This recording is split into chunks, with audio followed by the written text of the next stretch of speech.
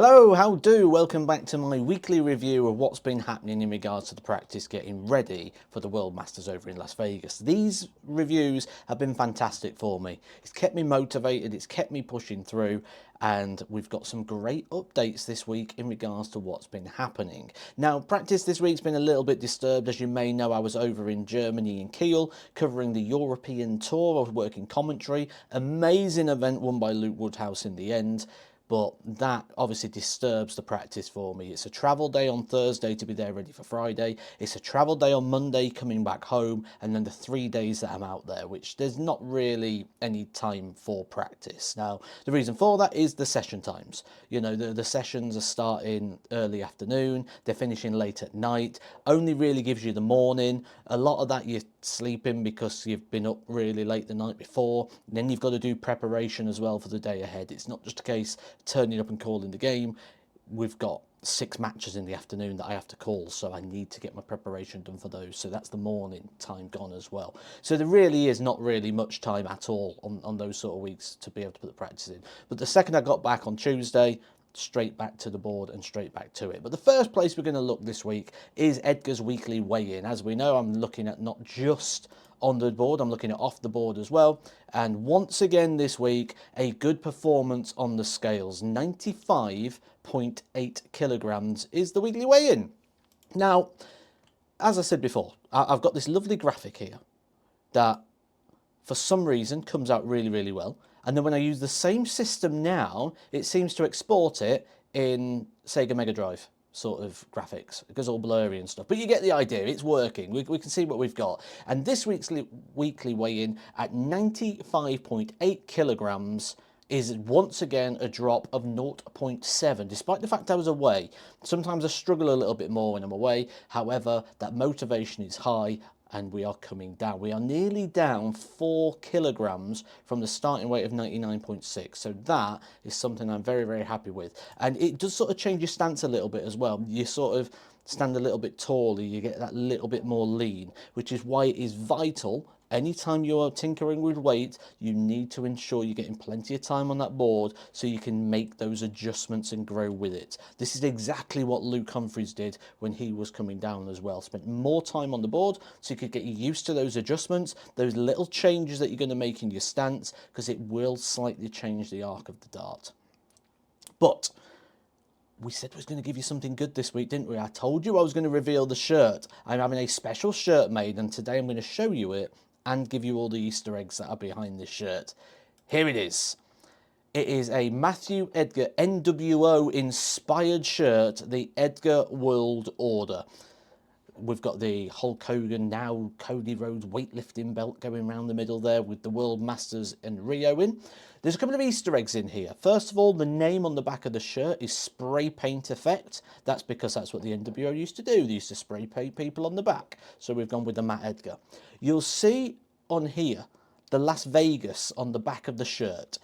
Now, this is the 50th edition of the World Masters.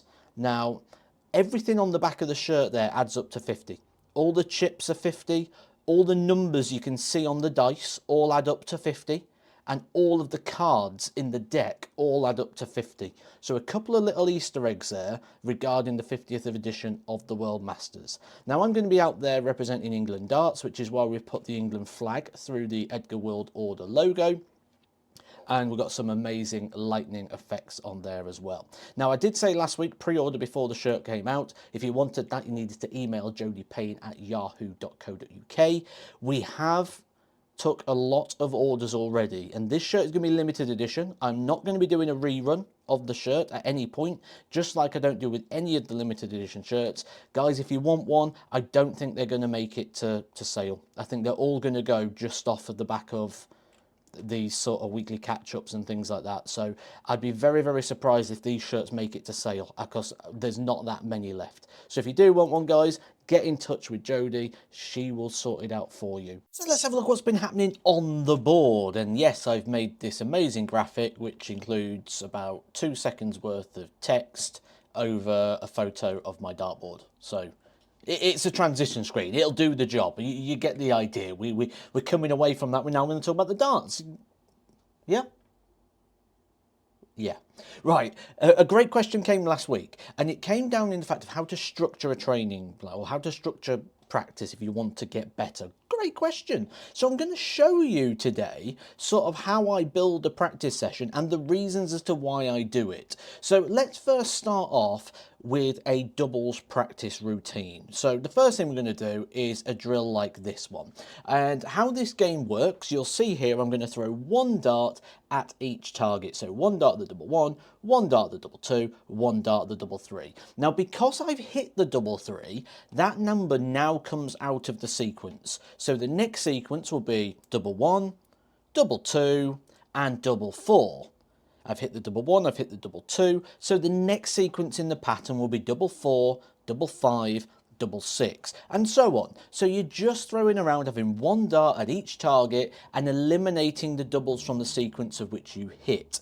Now, this is how you start a session, because this isn't a game that's going to develop you too much. This is a game that's going to get you moving around the board, throwing at different targets every time you come to the board, which is what you want here. We're at the start of a session. We want to be moving around the board, getting a good range of targets into open beds, and we're throwing at each of the doubles, so I'm getting a good range.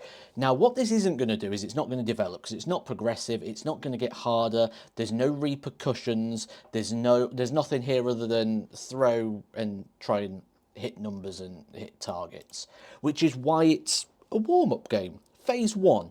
Phase 2 is where we now need to isolate. Now this is the drill I did last week. We're isolating where we're looking for progression. 33%. I get 3 darts at each target to hit it, or a handful should I say, because that's a bonus dart there. A handful of darts at each target to hit it. If I don't, there is now a repercussion for missing in the fact I move back. So if I hit it, I move forward. I've got 2 bonus darts at double four, bonus dart at double five, hit it, brilliant. That means I can't drop lower than 5 because I've had 100% hit. So we now move forward again to double six.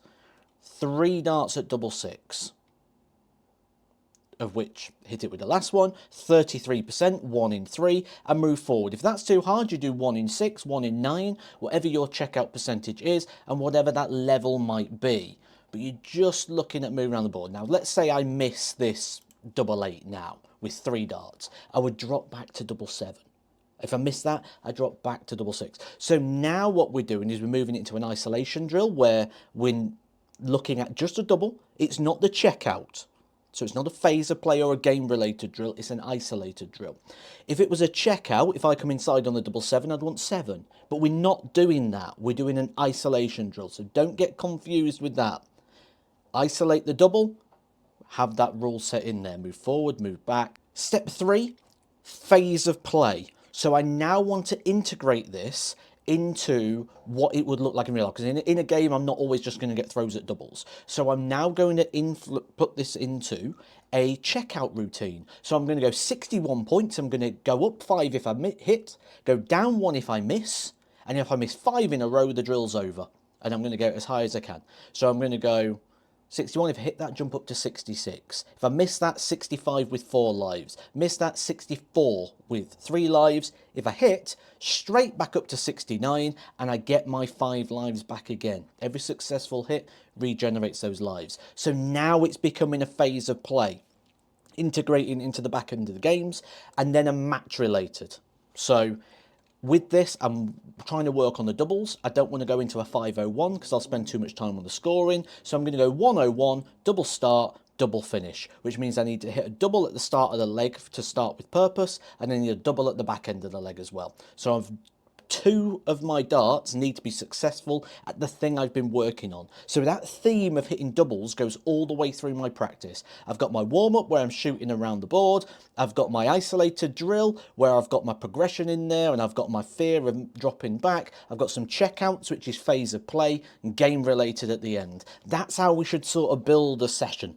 And a lot of the time what we do is just chuck random drills together and sort of hope it works. But a session has to build and progress, just like with everything. If this was a football session that I was coaching, we'd get there, we'd have the warm-up, we'd have a unopposed drill. We're going to pass the football along the floor. I want you to work on your technique today. You're going to strike the ball with this part of the foot. We're going to stick it to the floor. We're going to strike, etc., etc. Then we're going to go to an opposed drill, right? We're going to put a defender in here. You're going to pass to your partners over here. Then we'd go into like a mini phase of play style thing where we're going to go, right, we'll have a box, 2 teams of 5, we're going to keep the ball in between here. Then we might put some end goals in where we're trying to work out. Then we'd get into a match where I'd say, right, in this game, we don't put the ball over head height because we've just spent the whole session passing the ball along the floor. I don't want my centre-back lumping the ball out the back because then we're not practicing the thing that we've just trained. So it's the same with this. So it builds and it progresses all the way through the session. For my game, despite the fact that things haven't been great this week in regards to time, because I've had those 5 days away, I've still managed to get a lot of time on the board and things are still looking very, very good. I have now got a good few days off. I'm commentating next week on the Moda Super Series starting on Thursday.